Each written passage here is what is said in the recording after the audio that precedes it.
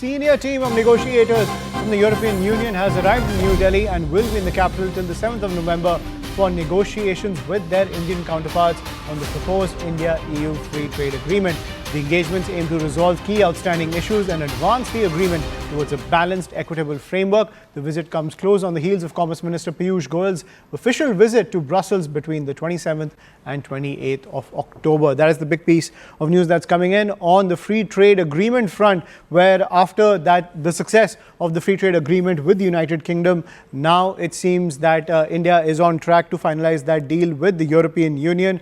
This after Piyush Goyal's visit to Brussels between the 27th and the 28th of October. That is the big piece of news that's coming in, where India is trying to realign its economic strategy on the global stage in the wake of the tariffs launched by the Trump administration. To decode this further, I'm joined by my colleague Pallavi Ghosh on the broadcast. So Pallavi, decode the momentum for us when it comes to achieving that free trade agreement with the European Union.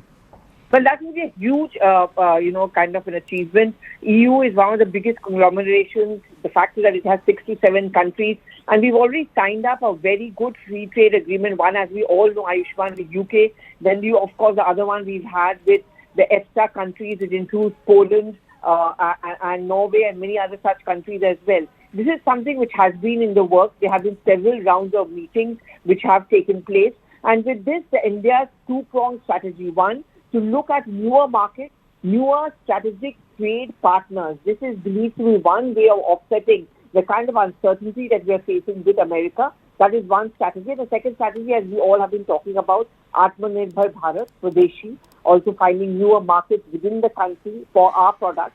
But at this point of time, given the global scenario and given the reality of global politics and trade realities, Ayushman, these kind of free trade agreements will always be seen as a huge boost to, in any case, India's growing growth, the trade economy, as well as economic growth story of India.